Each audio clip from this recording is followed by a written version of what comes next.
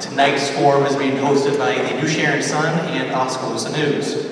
First of all, we would like to thank the candidates for their participation this evening, and we would like to thank Penn Central Mall for allowing us to continue to have these forums here in Center Court.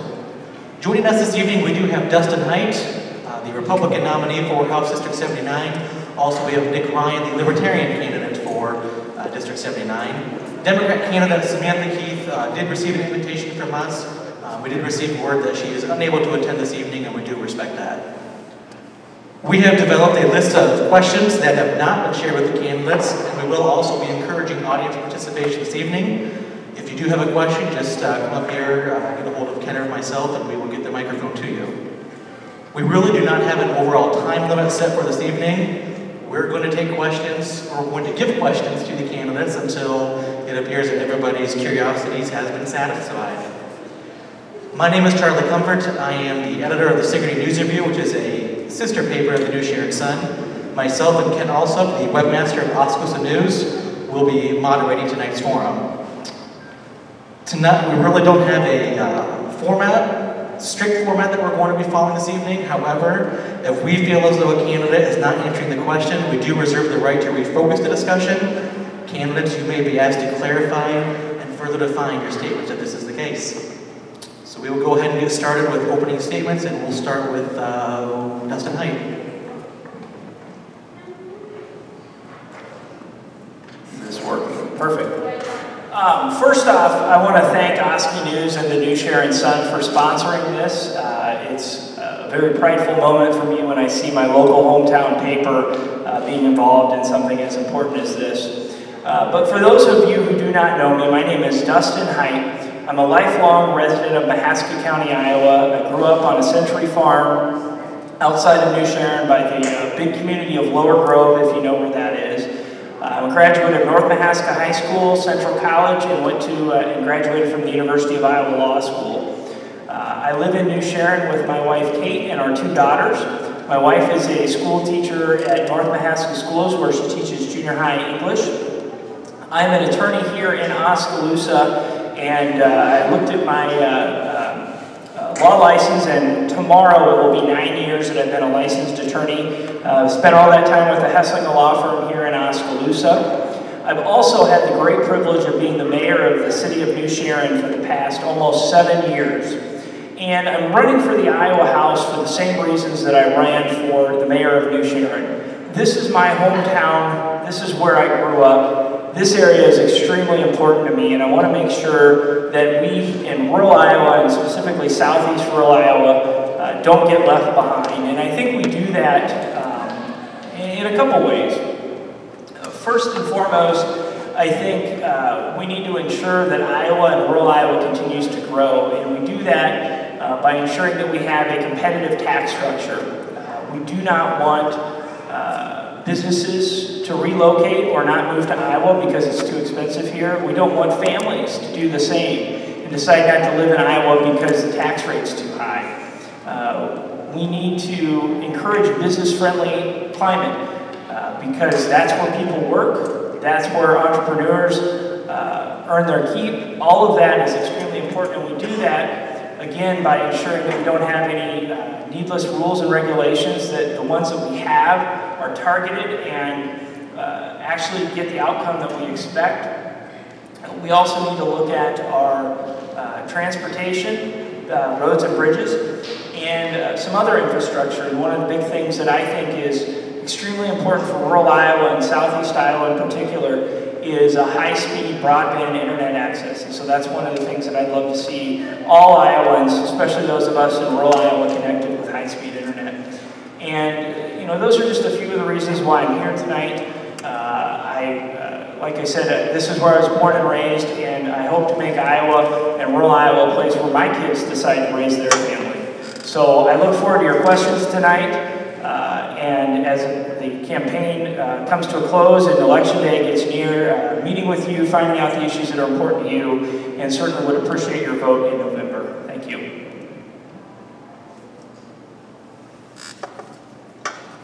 My name is Nick Ryan. I'm the Libertarian candidate for state representative here in District 79.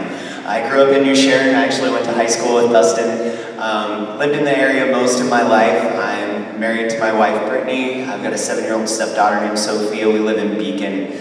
I'm running because I have, over the last couple of years, I've seen a need for a third-party voice. I feel like the two-party system has, in some ways, kind of failed Iowans, and I think that the Libertarian Party has some solutions that that speak to the values and the hearts and minds of Democrats, Independents, Republicans, Libertarians, but a lot of Iowans, and I look forward to your questions.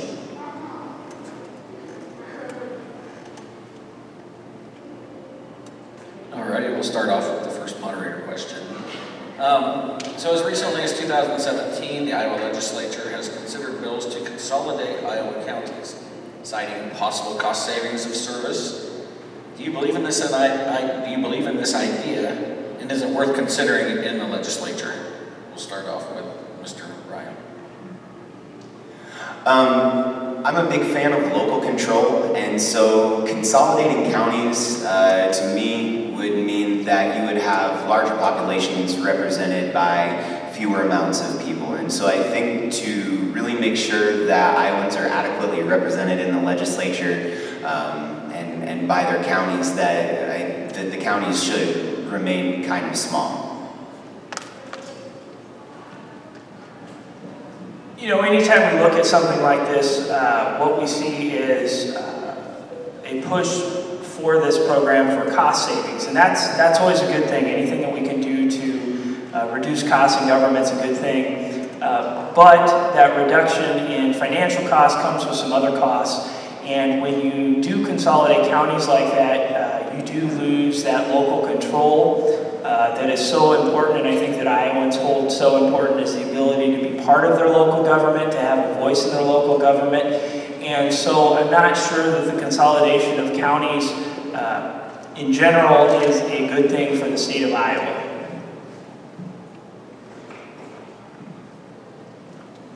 I think we all remember that in 2017, the legislature voted to approve a bill that rolled back some of the privileges that unions previously had.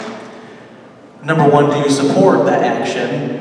And if not, would you vote to repeal that if you are elected to the legislature? And we'll start with Dustin on this one. Thank you. I'm actually in favor of the changes. I assume you're talking to Chapter 20 here. I view it as a way that the legislature gave more control to the local school boards or the local governments in particular, and less power to the unions. And so I'm in favor of it. We heard a lot about the sky is falling, and you know, good teachers are not going to be rewarded for being good teachers, and we just haven't seen that. I think it, like I said, it gave the local control of the schools, and that's a good thing. So I'm certainly in favor of the changes that were made, and I would not vote to repeal those. I'm not that familiar with Chapter 20. However, again, it goes back to local control, and so making sure that teachers and parents, the PTA and your local school board are able to make their own decisions is extremely important. So anything that would hinder that local control, I would oppose. All right, and one of the big elephants in this election statewide this year is Medicaid and the impact that it's had on Iowans. First of all, I'm just going to start this off. Nick, can you tell me any concerns that you may have had with Medicaid at this point in time and the changes that have taken place? The big concerns that I'm aware of are some issues with private companies that were brought in to manage some of these services that have kind of it seemed like they jumped ship, is my understanding, or kind of took off. But healthcare is healthcare is important, but I think there are some other ways that we can improve healthcare in Iowa. I think that we should maybe focus on what we're spending and look at maybe getting government out of the way of the relationship between doctors and patients. I think a good place to start would be eliminating the Health Facilities Council and eliminating Iowa's certificate of need so that we can have more healthcare facilities more competition, reduce, and for our healthcare providers to be more competitive and lower costs. And then maybe some of these things would be a little bit more easy to manage and the public wouldn't be so dependent on taxpayer funds.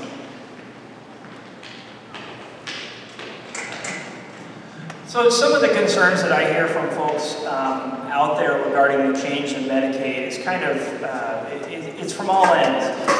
You know, the government started that, the Republicans started the privatization of Medicaid. I think I said Medicare earlier, I meant Medicaid. And the whole intent is cost savings, and I think that is a good thing. We need to be good stewards with our tax dollars. They're not unlimited, and we need to do the best we can for Iowa taxpayers.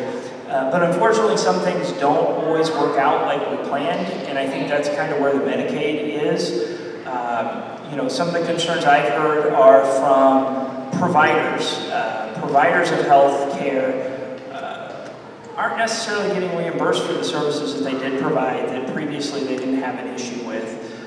Some of the Medicaid clients are not getting services covered that previously were covered. And, you know, I think there's some valid questions about whether the tax savings are truly there that would justify this. And so those are some of the concerns that I've heard out there in the field. I would certainly be willing to sit back and take another look at this. You know, I think, like I said, the ultimate goal of saving taxpayers money, that's a great thing. Is there better ways to do that, I think, is the next question. Can either of you tell me what your grand plan would be to fix that? Like I said, one of the first things that I would look at would be kind of reducing some of the regulations that keep new healthcare facilities from opening up, things that we can do to free up that market, increase competition, and drive down the price. So what specifically would those be? Eliminate the Healthcare Facilities Council. Okay, so that would be your... And the certificate of need. That'd be the starting point for me. Like if I could introduce a bill, I would introduce a bill to eliminate the Health Facilities Council and Iowa's certificate of need, which basically says that if there's a provider over here, you can't open up another provider over there. Okay. And Dustin, do you have a fix for that you would look at? Do you have a fix that you would look at? I don't have a specific one that I'm married to. What I bring to the table is an open mind.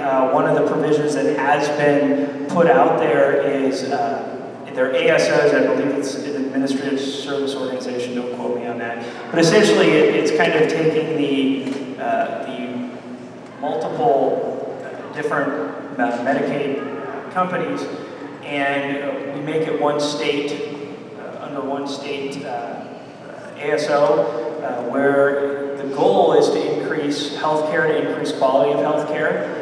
And there's two states that have tried that, Colorado and Connecticut, and I think both are seeing actually some significant savings on that. So that's one way that I certainly would be open to looking at. You know, the certificate of need that Nick is talking about, I'm not sure that's the issue because when those are required, our healthcare facilities aren't necessarily playing on a level field. You know, we've got our local hospitals, and we are fortunate to have two great local hospitals, Pella Regional and Mahaska Health Partnership here. And they have to take all comers. They have to take anybody that walks in that door and treat them.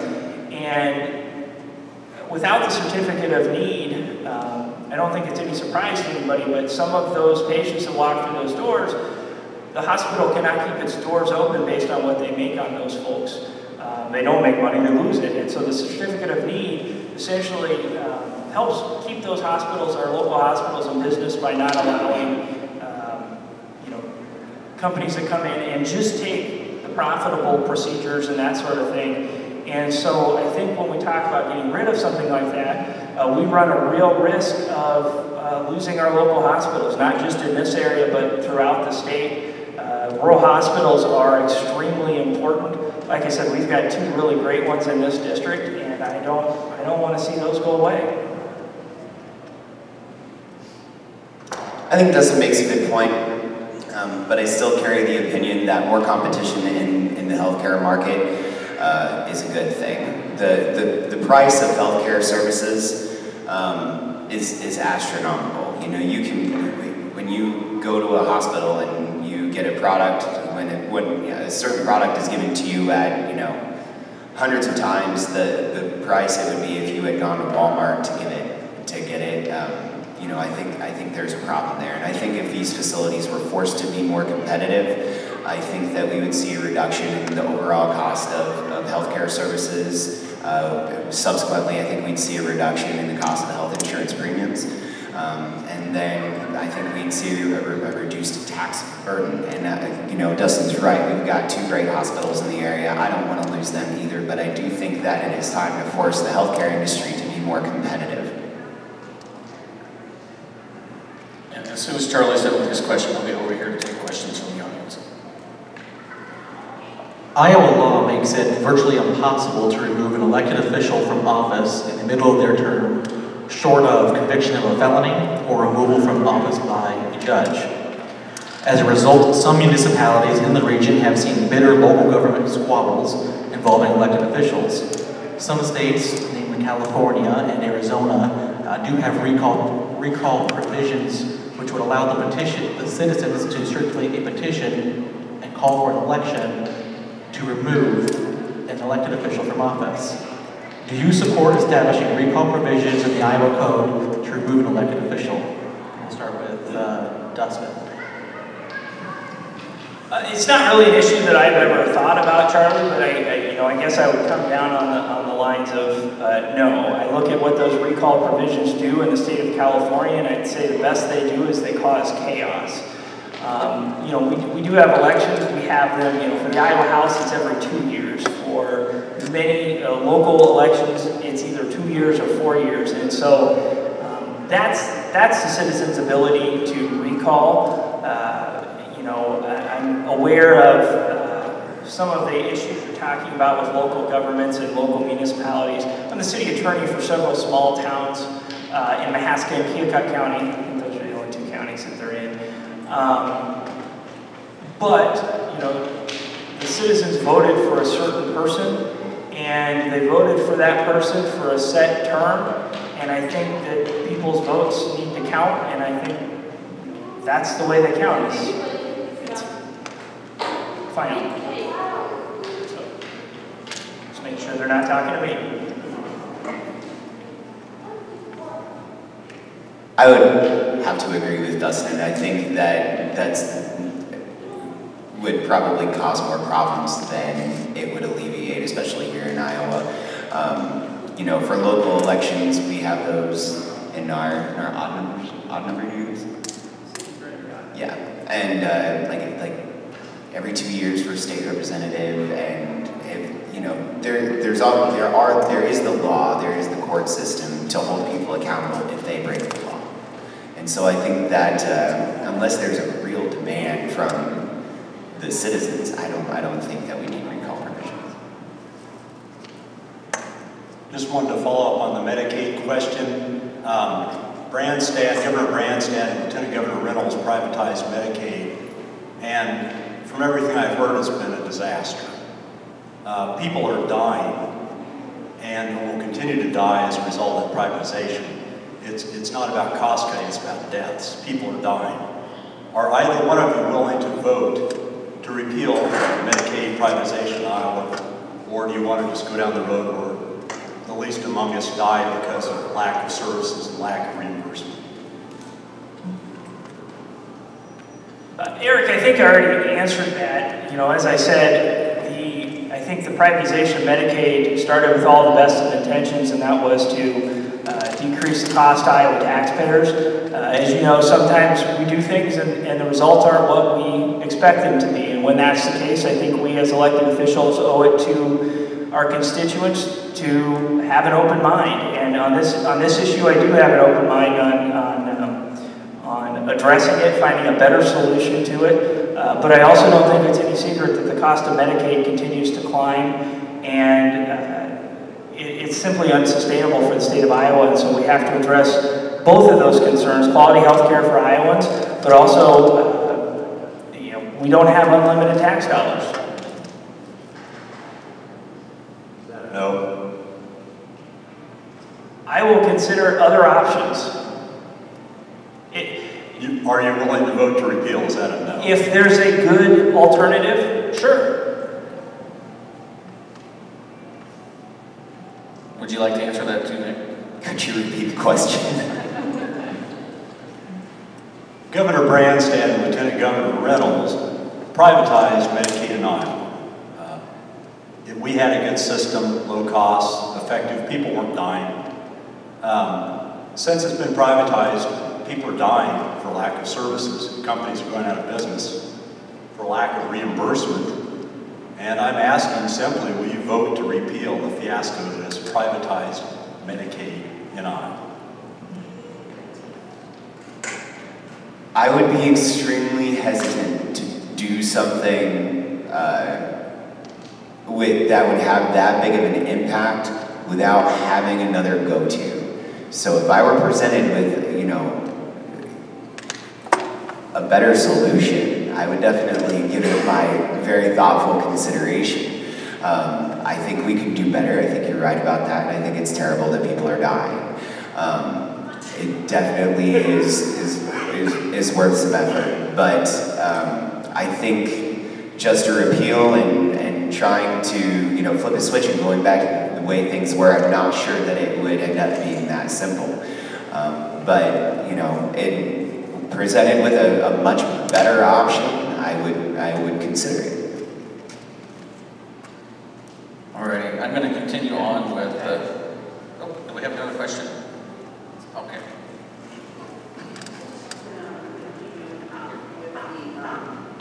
Question that Aaron asked. Sure, every time somebody goes to DHS and said, how much money are we saving? They have no idea. It's like the Pentagon who lost $8 trillion or whatever it was. They don't know, they can't tell us what savings are, and I think that's because there aren't any savings, and that needs to be looked at by the legislature, line by line, to see what it is that they're doing with that money. We've also had private meetings where they had to increase the amount of reimbursement to those firms that were from out of state in order to keep them here.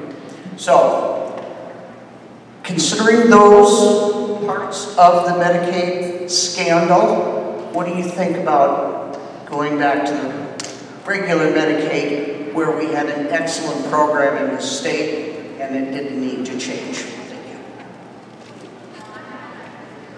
I disagree that the old way didn't need to be changed because costs continue to rise. I do agree with you on when we do something and the intent is for savings for the taxpayers, we have a duty as elected officials to ensure those savings are there. And if they're not there, let's find a different way. And so, you know, that's where I think on the Medicaid issue, it didn't pan out like we had planned, and so I think we owe it to go back to the drawing board and find a solution that does work for Iowans.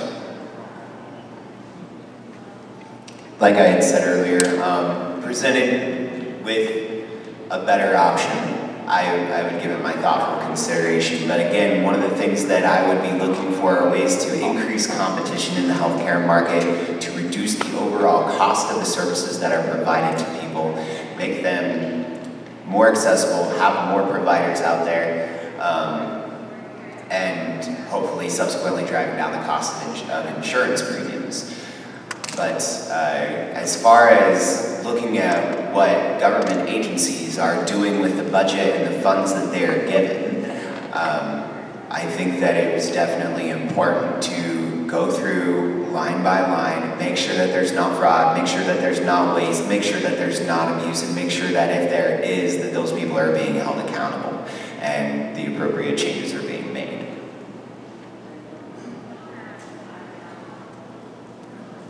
Thank you for both being here tonight. My question, Dustin, you mentioned something about broadband internet for rural areas. Can you expand on that? Sure. Fortunately or unfortunately, we are in a rural area that has pretty good access to the internet. The city of Oskaloosa has 1 gigabyte internet. The city of New Sharon will have 1 gigabyte, I believe by the end of the year, and the city of Pella is working towards that. But when I'm out there talking to the telecommunication companies, I ask them, why aren't they doing this? If people are willing to pay for it, why are they not doing it? And the answer they give me is, well, it costs too much. And so I think one of the things we need to do is try to get all the telecommunication companies together and figure out a way that they can work together to provide that. And so for one example, instead of everybody building their own, their line to this town, and this town, and this town, if we get a central backbone that all of them can work off of, I think that will help get that access to small towns. Is that something that I think the government ought to be in charge of? I'm not there. I think we as the government, we have a role to try to encourage the companies to work together towards that goal. So that's one way I think that we can do it, is encourage that cooperation around the state to get that, like I said, that central backbone, if you will, so that they can then branch out from there and provide it to the smaller towns. So if there was a bill that talked about a subsidy from the state, how would you handle that for broadband? It's probably just like every other subsidy. It's got a great purpose behind it. The problem is it's spending more taxpayer money. I wouldn't close the door to it, but if we're going to spend more taxpayer money, we better make sure that we can get results out of it and that it's truly worth that money. Before we get down that road, I think we should try to work with the local, or with the private businesses to make them do it on their own, to encourage them to do it on their own. I would support keeping government out of that as well. I think it is important that the private corporations that are going to be profiting from providing those services get together and figure out the best way to do that, and they do that through conversations with private individuals or private groups. I think that government tends to, when it comes to things like that, not be particularly efficient, and we end up in situations where tax incentives and subsidies are being handed out to large financially sound corporations, and I don't think that's in the best interest of taxpayers. Well, I'm going to continue the discussion on the health of Iowans. And I'm going to talk about mental health a little bit and the assistance for mental health in Iowa that is suffering. Law enforcement is now pretty much acting as the primary health provider, and jails are where those individuals are ending up. A lot of times, those persons that are in a mental crisis end up with criminal records because that's the only way that they can keep them in facilities. Tell me your comprehensive plan to help address mental health issues in Iowa, if you would, please. The problem with being a candidate, Ken, is you don't have all the resources as if you're in the legislature to create such a comprehensive plan. But kind of where on the mental health spectrum, I think, is we need more local options for folks.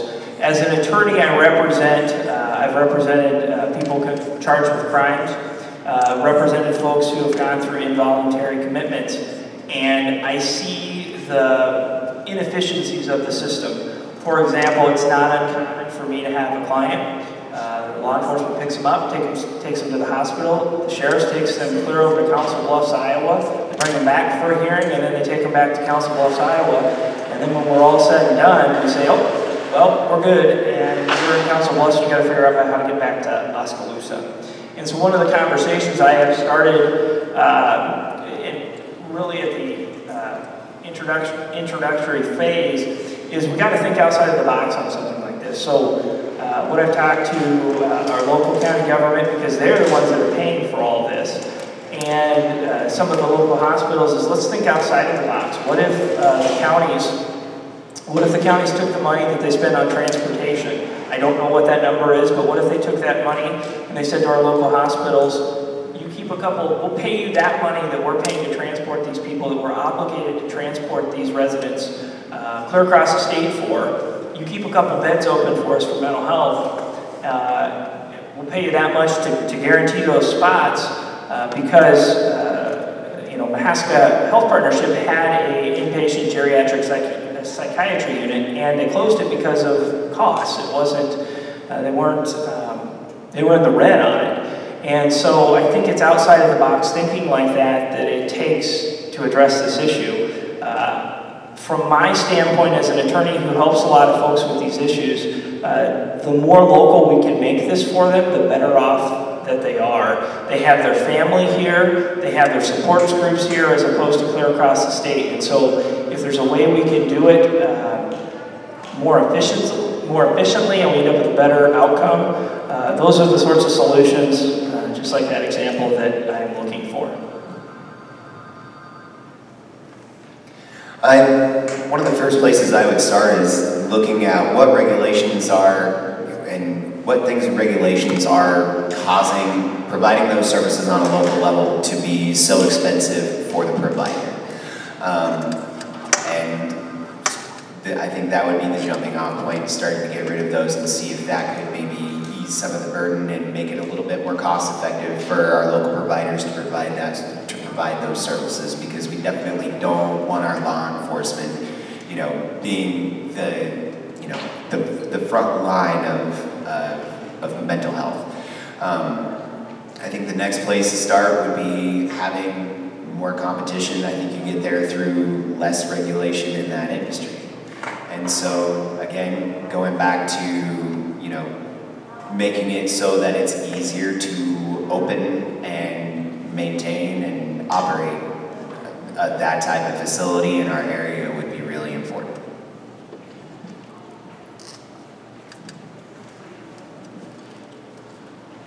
On the federal level, federal campaign finance reform has become very common in congressional campaigns.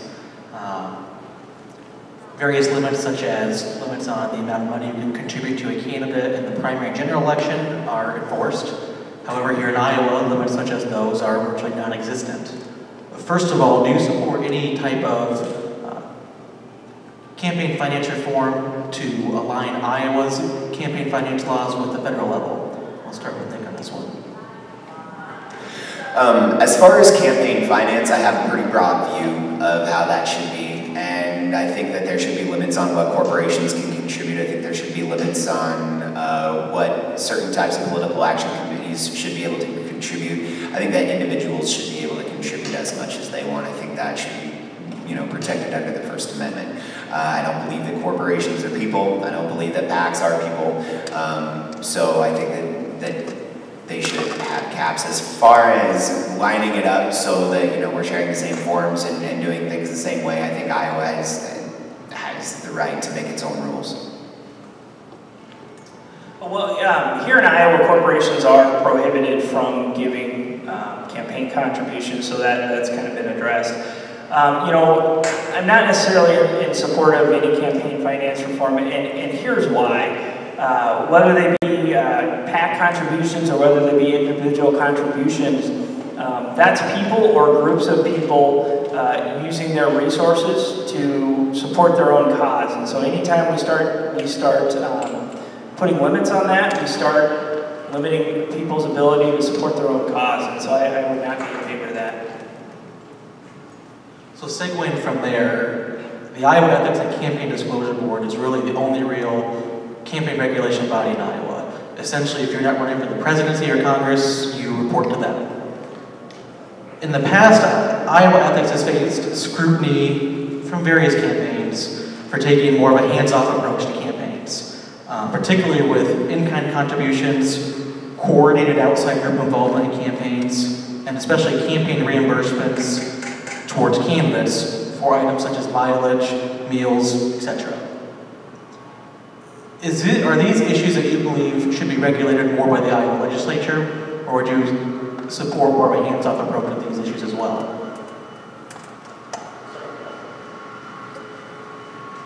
In what ways are you talking about more regulation by the Iowa legislature? Okay, so candidates at various levels will reimburse themselves for mileage, whether it be report coming from the legislature back home, or driving their car to a campaign event, get out the vote events such as that.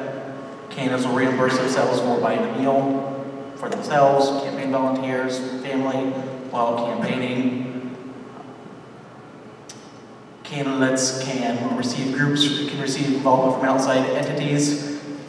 Are these issues that you believe Iowa ethics regulates enough now? Is there something that you would regulate more? Are we fine where we're at now?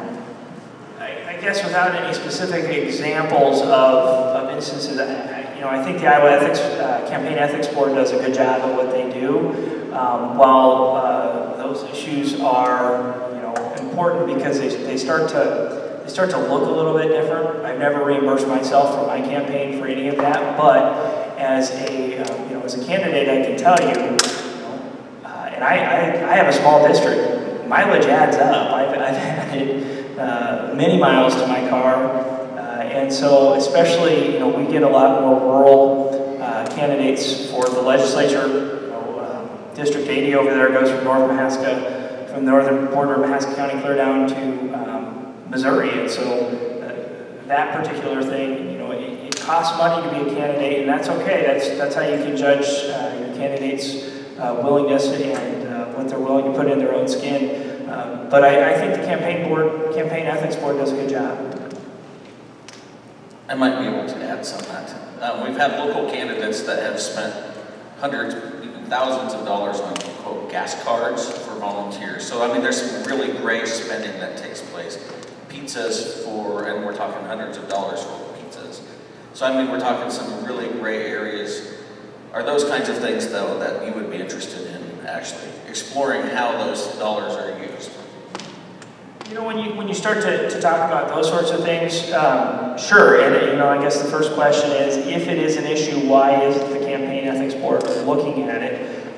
Sometimes it takes a phone call. They have, in the Iowa House, they have 100 races they're looking at. In the Iowa Senate, they've got 25, and so there's a lot that they're looking at, plus all the local candidates. If there's I think we probably have the rules, if those are improper expenditures, we have the rules that would not allow those, and so maybe it's just the ability, I don't know why they're not investigating those issues if they are an issue, so that's the first question, is why not, and what needs to happen if that is an issue. As a first-time candidate, dealing with a Campaign Ethics and Disclosure Board for the first time, and having pored over the rules, and I don't remember many of them personally, it's pretty clear, cut, and dry what you can and can't consider legitimate campaign expenditure. And if, the other thing is I have had several conversations with people at that board. I think they're doing a fairly good job, and I think if they were aware of anything that was remotely improper, they'd be all over it. And so I think that it's a legitimate question, why haven't they done something? I think probably both of you have heard me discuss this before, and no candidate or anybody that serves the public likes to take on the media normally. But in Iowa, so we have the legals, and every branch of government pays money to the local print papers to print legal notices, and today there are many alternatives to that would reach more people. Would you, if elected, would you be willing to take that on instead of government subsidizing print newspapers, finding an alternative for the legals to be shared with the public? Yeah, absolutely. I think anything we can do to save the taxpayers' money is a good thing. I don't think that it's necessarily fair that we're subsidizing print publications over, new forms of media and things like that. I think it's important that our public notices get out there, but, we have the technology. So let's start utilizing that. We can effectively get public notices out there in a variety of different ways for next to no money. I don't think it's necessary for the taxpayers to be subsidizing public notices. Did you ask Charlie before you asked that question, Ken? I wasn't worried about what Charlie was going to say. You know, as an attorney, we publish a lot of notices in newspapers. It's the way we've done it for, well, probably since the beginning of the state. I haven't looked back at the Code of 1846, but I assume there was probably something that said for probate you have to publish notice in the newspaper and all this kind of stuff. We do that because that's the way that we've done it, and it ensures that those that want to be informed about what's going on, they know where to look. You know, I would be willing to consider looking at a viable alternative. My question would be, what would that be, and would it ensure that the public get the same notice that they do today, if they want it? I mean, I think everybody's aware of the legal section in the back of the newspaper. Whether they choose to read it or not, that's their business. So, you know, I certainly would be open to it.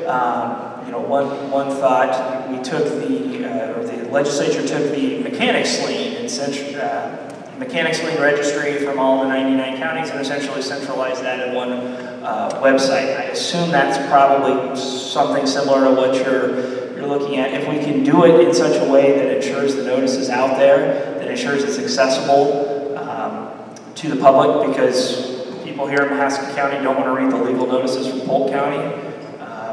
You know, all those things would have to be hashed out. You know, it certainly would be something to consider.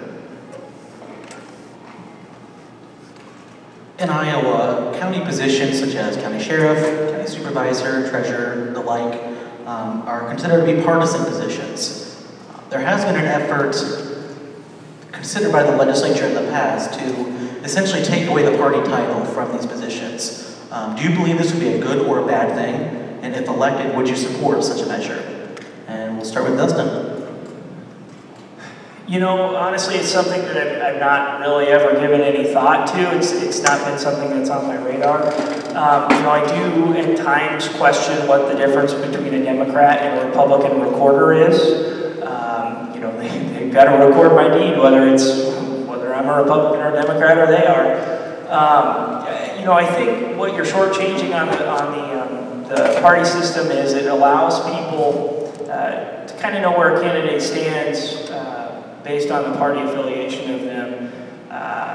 You know, I would have to see more about it before I would say, yeah, let's get rid of the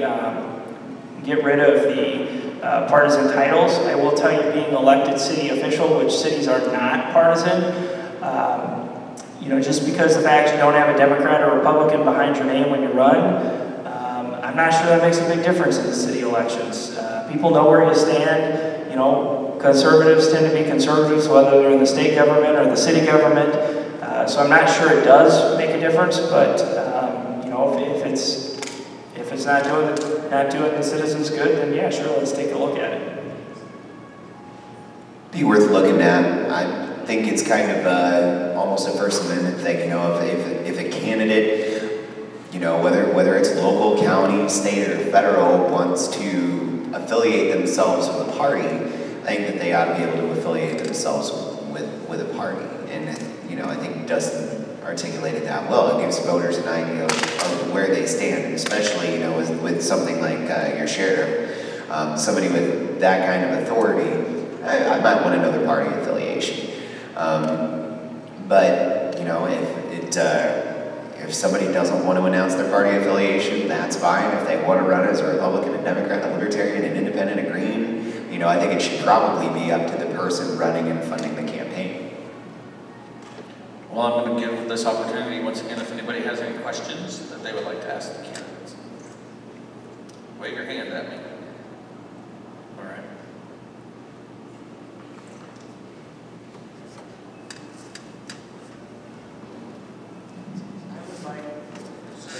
Okay. I would like to know if either of you candidates have a view on paying companies to come to Iowa extravagant amounts of money for little bitty amounts of jobs. We have so much money sunk into some of these deals that we made with corporations that really aren't helping Iowa. We could use that money in different ways. How are you guys going to address that? In a perfect world, that wouldn't happen. The problem is we never work in a perfect world. The question you have is a good one. You're absolutely right. Why is the state, why is the government paying companies to come here? The problem is there are 49 other states that are happy to do that. And if we don't provide those sorts of economic development incentives, the state of Iowa gets left behind. And, you know, that's the bigger issue. Unfortunately, it's an issue that's bigger than the state legislature because it's like I said, there's 49 other states that are willing to provide subsidies to Google to locate in their state. I think we owe it to our taxpayers when we do consider those economic incentives to see what the citizens of Iowa get out of it. And so, you know, what I would say is when we do those economic incentives, we better be sure that the state of Iowa is getting what we bargained for. Well, I definitely want to make sure that the state of Iowa is not getting ripped off. However, one of the primary reasons that I decided to run is that Iowa has a massive corporate welfare problem, and I think anybody who's been around the block a time or two politically kind of knows that the term economic development can oftentimes be just completely interchanged with corporate welfare. This is something that needs to be addressed. It needs to be addressed quickly. It needs to be addressed very, very deliberately because we are handing out massive checks to large, financially sound corporations, and that is one of the reasons that our tax burden is so high. And so I think it's really, really odd that, you know, we're talking about trying to lower the tax burden, but we're also talking about economic development. And I'm glad that you brought that up because we're paying exorbitant amounts of money for, you know, things that we get sold the dream, and we end up sometimes with a nightmare. And so I think that corporate welfare is something that needs to be a top priority for the legislature, and if I'm elected, I will make it one of mine. Nobody else seems to have a question, so I wanted to ask one about school finance or school funding. Allowable growth funds K through 12 education in Iowa. And during the Brandstad and Reynolds administrations, I think the average has been less than 2%, Ken, for allowable growth. And my big concern is primarily you folks are North Mahaska graduates. Small schools, small rural schools, rely heavily on allowable growth. If you're averaging 1%, say, or less than 2% a year, rural schools are going to fall behind. Des Moines doesn't close schools. The Des Moines School District will not go out of business. Places like North Mahaska, if you continue to starve them for funding, are going to close their doors. What do you guys want to do about allowable growth? Are you going to try to go back to the years before Brandstad and Reynolds and say average 3% a year, or are you going to continue to underfund rural schools at the rate of 1% or so a year? The thing about being a North Mahaska grad, I had a great math teacher, Mark Howe. And so the issue with allowable growth for schools, I certainly think education is one of the most important things that we can spend our money on. And that's why the state of Iowa spends over 56% of its budget on education. The problem is when you promise local schools allowable growth of 3–4% per year, and the state revenues are not growing by 3 or 4% per year. Again, this is where that great math education, something else has to give. Taxes have to be raised or some other program is losing funding. And so while I'd love, in a perfect world, we'd give every dime we could to schools, we don't live in a perfect world. I think that, you know, when the money's there, we certainly need to support our schools. But, you know, this promise of we're just going to give schools 3 or 4% every year, it's got to come from somewhere.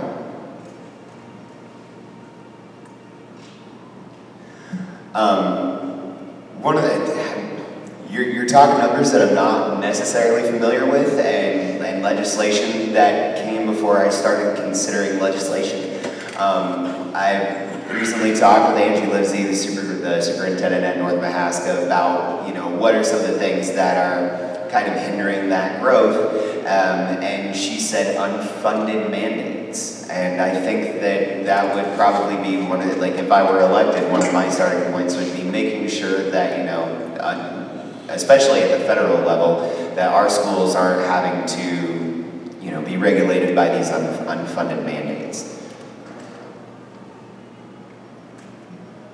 Last year when the legislature and the governor underfunded education, then they followed that up with a fairly large tax cut. This year the governor, one of her main goals, she said, is to cut taxes again. So I'm wondering what really matters in Iowa. Is it another tax cut and zero allowable growth? Or what matters in the state? Is it really education, or is it we can only fund you at 1%, but here's another tax cut? I think the issue, Eric, is we're talking about all the same people. When we're cutting taxes, we're allowing citizens to keep more dollars in their pocket. So we're affecting all the same people. I think having a competitive tax structure is extremely important for Iowa. We can have the best schools in the world, but if nobody wants to live here because it's too expensive, that doesn't do us a lot of good.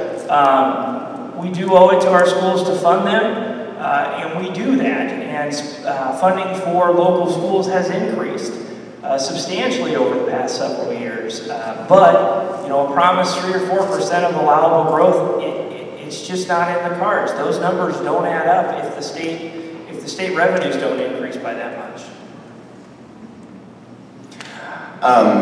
We have, there's more sales taxes in Iowa than just the income and the sales tax. I think that if we could maybe free up some markets and, find some,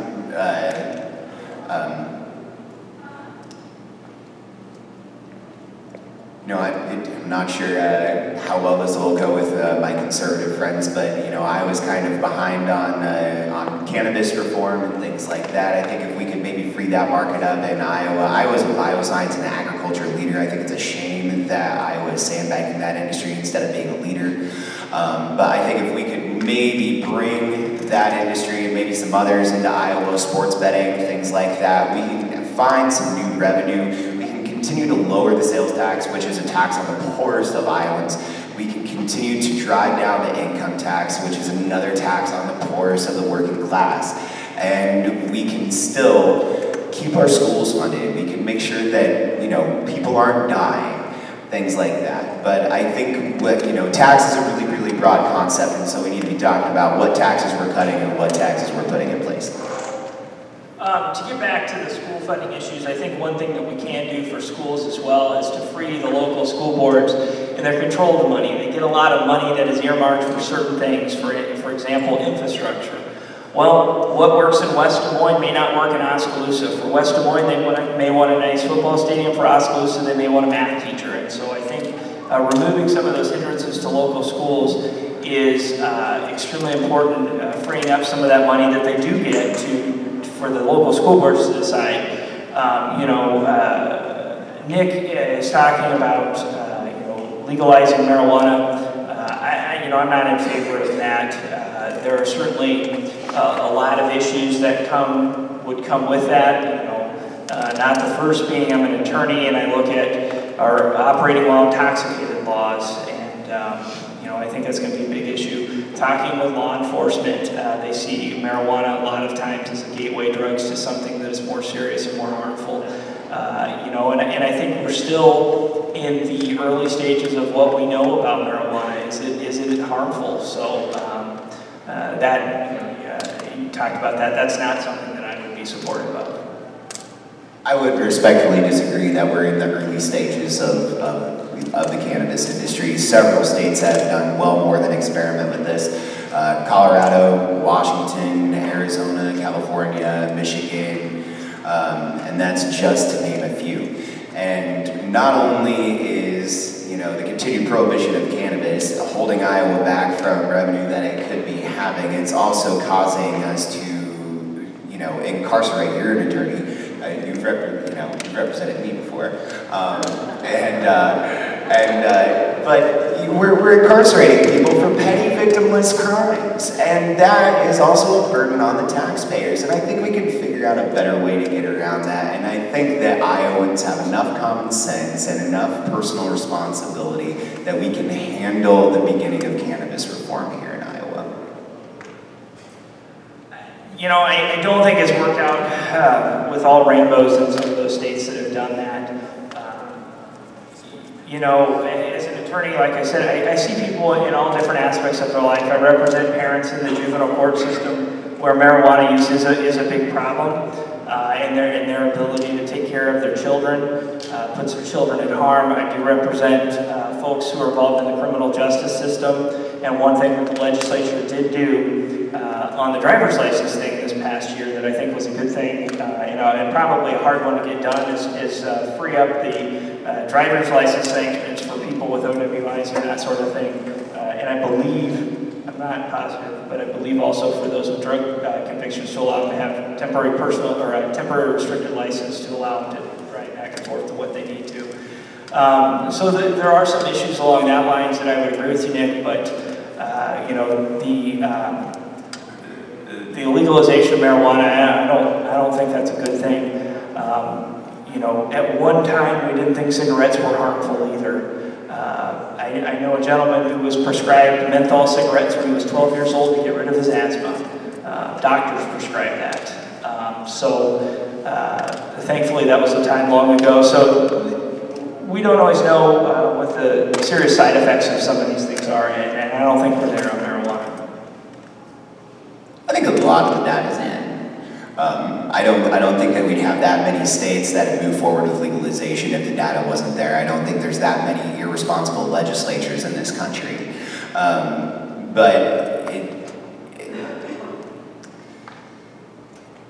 I think that the data is, like I said, I think the data's in. I think we can do a lot more good. You know, in prohibition, that's one of the things that is historically failed. You know, we prohibited alcohol for the same reasons that we're prohibiting marijuana, that it's a gateway drug, that it ruins people, it ruins lives, it ruins families, and massive catastrophic failure, death and murder in the streets, and you know, it created a black market, and now we have a thriving alcohol industry. It's regulated.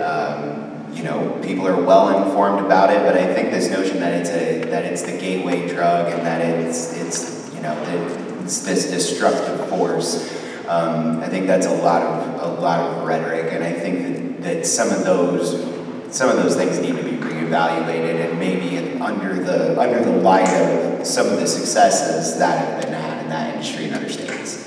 And we've already started to move that needle here in Iowa. It's probably just something you and I are going to disagree on that. Maybe. All right, well, we'll move on to something else that has some controversy, particularly here in Mahaska County and the use of eminent domain. If you were elected to the legislature, would you or are you satisfied with the current rules and regulations and laws that pertain to eminent domain? I consider eminent domain a necessary evil. When it has to be used, it hurts people. It takes their property. I don't think, and it takes property from folks that didn't want to give it. So I don't think there's anybody that thinks eminent domain is a great thing. The problem is it's a necessary thing. If we didn't have eminent domain, we wouldn't have roads, we wouldn't have power lines, we wouldn't have all these things that are just absolutely necessary for our government to function and provide the services it needs to for our citizens. Having said that, I think our current system and how owners are compensated through my partner always calls them sheriff's juries. I think that's an old term, but the way that people are compensated for their property and the way that cities are incentivized to make a fair offer, or they're going to be paying some of the costs of litigating the issue, certainly works towards getting a fair price for those folks that have their property taken. So I think the system we have works pretty good. I think the system we had worked well for a while until things were added to, you know, like Chapter 2080 or Chapter 6A, you know, Dustin's right, we need eminent domain to get critical infrastructure and projects done. It's a necessary evil. But I think that, particularly with Chapter 28E of the Iowa Code and Chapter 6A, which deals with condemnation proceedings. I think that we can do a lot better, and I think that we owe it to property owners to take a really, really hard look at where that's gone, particularly with, you know, the airport project. What you have there is a situation where a local corporation has come in and said, basically overturned the decision of duly elected officials and said, we are going to go ahead and do this, you're going to make it happen. The other thing is with particularly the airport project, what will end up happening is if it goes through and eminent domain is used, which is probably what it would probably make more financial sense for the airport board to do that. The landowners aren't going to get adequately compensated. They're going to get compensated at the commercial rate for their land. They're not going to get compensated at the agricultural rate for their land. And the other thing is, it's not a critical infrastructure project. This is the need. Can I ask you then what one of those critical infrastructure, what's actually what you feel a use for eminent domain? I would say a use for eminent domain would be roads, sewers, power lines, you know, getting broadband out to our rural communities, perhaps. But this particular project is the equivalent of building a private corporation, a garage and a driveway.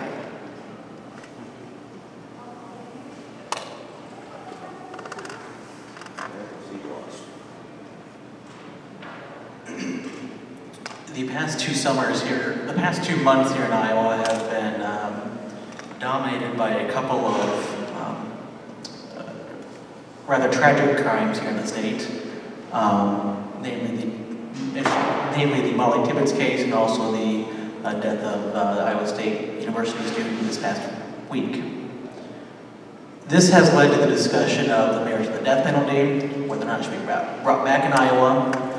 Last year, the legislative session, Senator Jerry Bain introduced a bill to bring back the death penalty in some very limited cases.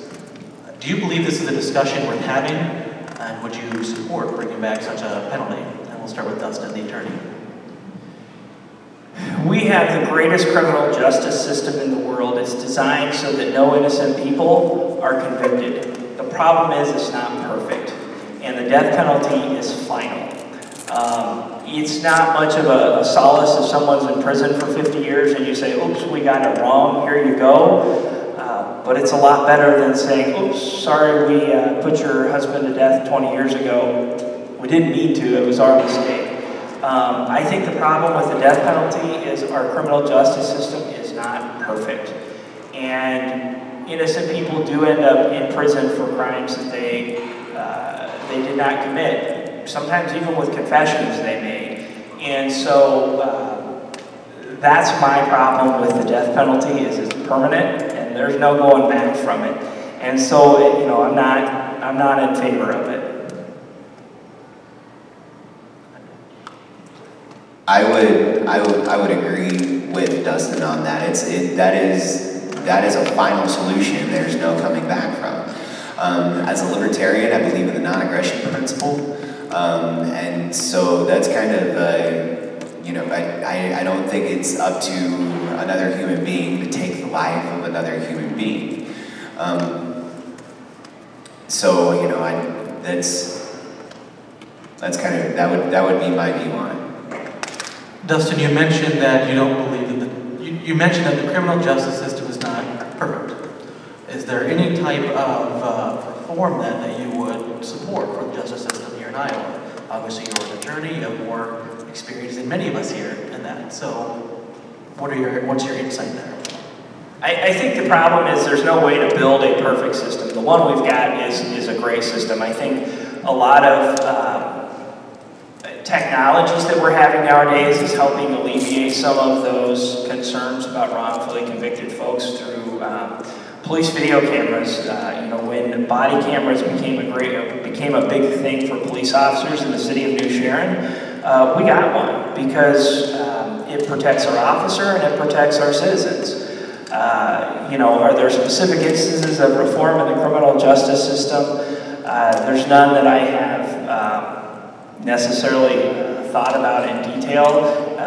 If there's anyone specific you're talking about, I'd be happy to talk about it, but I don't have any punch list right now that I'm going through on that. As far as, you know, the process of, you know, arrest to, you know, being found innocent or guilty, I couldn't think of anything, but I think we could look at some of our, at sentencing and a couple of sentencing reform issues. I think that, you know, for certain crimes, once you've paid for your crime and done your time, you know, things like voting rights should be able to be restored. You know, I think for some people we should look at whether or not their gun rights should be restored. Again, going back to petty victimless crimes, particularly, you know, possession of small amounts of, particularly marijuana. I think that what happens to people who end up in the criminal justice system on those types of charges does more harm than good. I think that the taxpayers would be a lot better off, you know, finding a route to treatment rather than incarceration, because I don't think there's anybody that has come out of prison better than they went in. Okay, we are going to move on to our last question before one final call for public questions. At the close of this year's legislative session, the legislature, some would say controversially passed a bill that would ban abortion in Iowa, the Pershman bill. Obviously, we know that the bill is being challenged in the state courts right now and that a stay has been put into the bill. Do you support this bill? Do you believe it was done in the appropriate manner? If not, would you make changes to the bill next if you are elected? And we'll start with Dustin. One as well.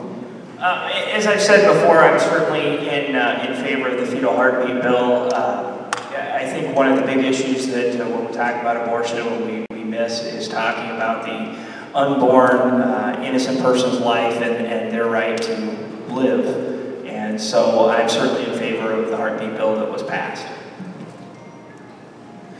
As a libertarian, I want to see the government be involved in the decisions between patients and doctors as little as possible. I don't think that, you know, career politicians or bureaucrats can have any better of an idea of what's the right decision for a patient than the patient and the doctor. Right now, because of Roe v. Wade, abortion is a valid medical procedure, and until that gets overturned, I think that we should keep the government out of it. However, this would probably be one of the points where I would deviate from my party and not vote along party lines, because I also believe very, very wholeheartedly in the non-aggression policy, or non-aggression principle. And so, to me, it's the taking of an innocent life. And I would personally support to keep the heartbeat bill here in Iowa. And some of my party folks would probably be, you know, disagree with me a lot on that. But I think that it's important that we protect life. It's the same reason I oppose the death penalty. But that being said, we definitely need to make sure that the government is not interfering in the decisions between patients and doctors.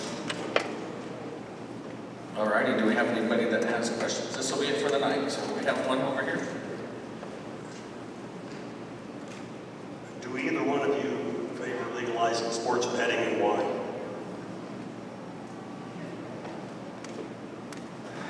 My recollection of the Supreme Court is that we don't really have a decision in that it's been found unconstitutional for the state of Iowa to prohibit that. But you know, I'm for a measured approach on the sports betting. We currently have gambling casinos in Iowa. We have the lottery system, and I've heard proposals, and I think they're a good one, is that maybe the lottery system is the good way to start with the sports betting.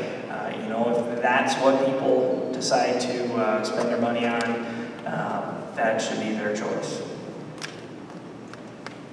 Any other questions tonight?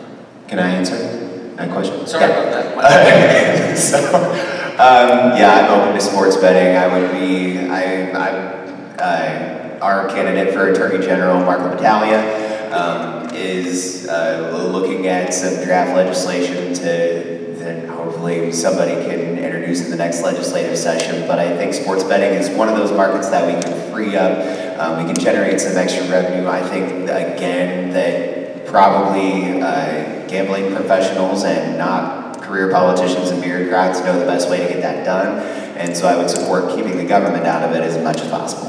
But you're in favor of it? The government has to be in it. You're in favor of it. We can pave, the government can pave the way for it and make it not illegal. However, how much regulation that industry needs from the government, I think that should be kept to a minimum. So now I can ask any other questions.